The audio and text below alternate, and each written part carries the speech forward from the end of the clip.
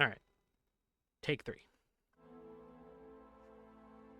Hi, I'm Fran Eden, and I am going to be doing readings of the Hero Atlas 5 at a time.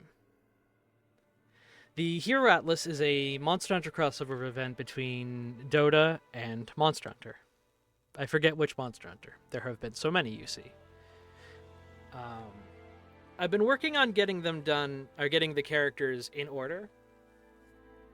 So I was going to do the readings about 5 at a time, which I already have our first 5. This is take 3 because I'm a goofball.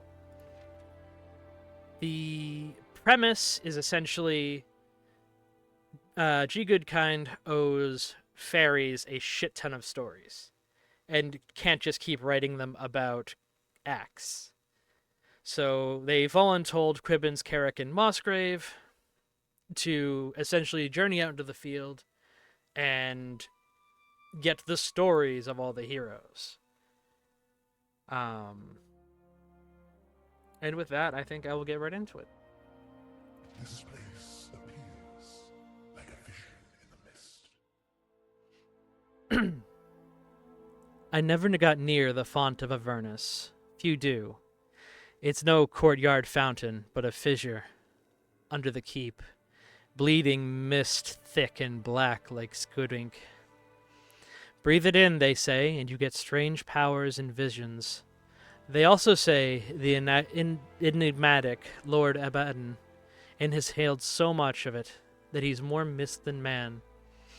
So to know the mystery, know the mist. Problem is, the priests guarding it have to let you in, and they don't. So I did the next best thing. I spoke with those who had gotten in. One cleaning woman caught a whiff. She hasn't slept since, just dreams of her own death on repeat. A knight, once granted a taste, now punches the keep gates bloody, begging for more. What's it like? From their accounts, cold and aware. Like a stranger rifling through your brain, sometimes leaving something shiny behind. As for Abaddon, what he gets out of it is between him and the mist. Quibbins. Also, I apologize ahead of time for any quality issues. I'm not a professional voice actor. I just wanted to do reading. Alchemist. Oh. Razzle Darkbrew's laboratory looked like a workshop built in a junkyard during an earthquake. Crates of minerals teetered beside hissing copper stills, bottles glimmered in every color, some vibrating faintly. The air smelled of burnt fennel, boiled lizard, and bad ideas. His ogre companion, half accomplice, half pack animal, wore a small stained apron, his expression midway between curiosity and hunger. The small keen bounded over, clutching a fizzy blue flask. Perfect timing! We're testing something. Before I could object, the vials were poured, toasts made. The concoction tasted sharp and metallic, like an electric shock dipped in mango juice. Instantly, my voice shot into a mouse's squeak. The ogres, a preposterous falsetto, and Razzle mouthed in excited, soundless words. A nearby dog howled. We locked eyes and they collapsed in shrill laughter.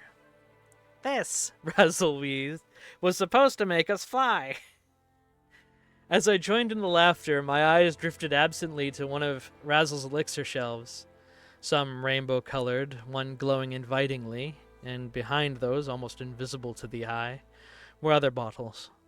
Bottles with a skeleton-shaped glyph on the label. Bottles quietly bubbling. One that looked like it held an inky void, with a single suspended pale star. One that seemed to be staring back. My stomach nodded. On the surface, Razzle's experiments seemed harmless, even fun, but I couldn't help but wondering what I might find if I looked at some of the potion shelves hidden in the room marked Do Not Enter.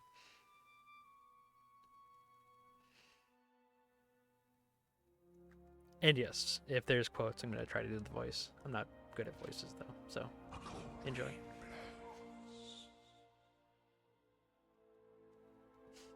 Historians say Kaldar was forged from a cold void, that it birthed him as both an envoy and a warning. Sages say he's the cold's purest form, here to freeze the world into nothing but ice. For the villagers of Trell, a small hamlet in the hinterlands, Coldback Plains, he was death itself. I heard he'd come to Trell 2 days ago. By the time I had arrived this morning, the place still hadn't fully thawed. A few of the villagers and heads of cattle were still standing like statues, frozen mid-stride as they had tried to flee. Others had fallen over, shattering into shards as they did. The ground was sticky as their blood slowly turned from ice to liquid. One thing about Kaldar. He's as thorough as he's inscrutable. No survivors to speak of. No hint as to why he'd struck this hamlet. By all accounts, they were a peaceful people. So it's possible this is just what happens wherever he goes. If that's the case, if his destruction is less wanton than a byproduct of what he is, his motives will just have to remain unknown. The magic ends here. Anti-Mage is actually a two-parter. They included a different one for the personas, which I quite like. Which puts us here. Actually, yeah, we'll stop at Anti-Mage because that'll be base for Persona 5.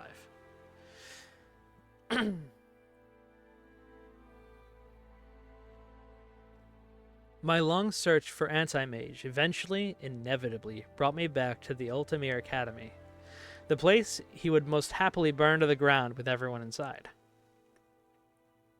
After verifying my identity with the enchanted door, I made my way to the refectory, and found one of my more reliable wizard informants pretty much exactly where I had last left him, on a stool, staring blearily at a bottomless cup of mead replenishing itself. This is a man who would speak freely about nearly every topic under the sun, from raging gods who hold grudges, to great wizarding wars, to factoids about the moon. The one thing he wouldn't talk about, it seemed, was the person I kept asking him about. Anti-Mage's blades that can drain magic? Have you heard about the giant spiders of Dreadwood? Anti-Mage's job imprisoning his comrades at the Tyler estate. Let me tell you where to buy high-quality robes at a reasonable price. Any recent sightings? A shiver. He'd run out of ways to change the subject, and wearily, with a sudden and unsettled sobriety, look at me in the eye and say, "Don't make me talk about him."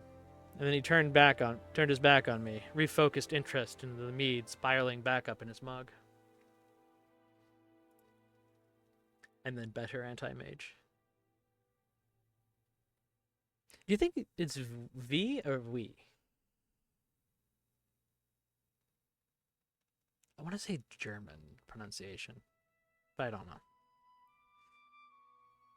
V paced as I took seat in her mentor's sparse quarters in the Tyler estate, the asylum for the criminally wizardess. At first, we'd been equally disappointed. I had hoped to finally interview Anti-Mage, and she had hoped a knock on the door meant another fun chance to kill an escapee.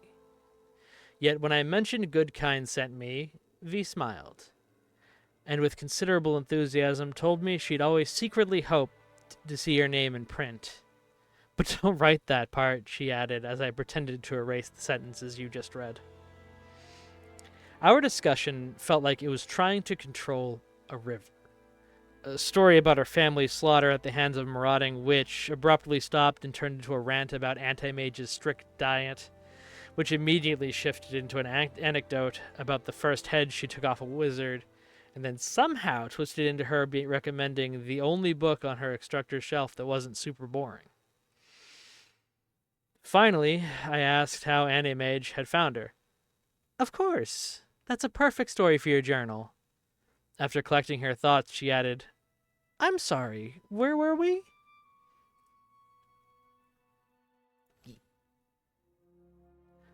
Verse 5.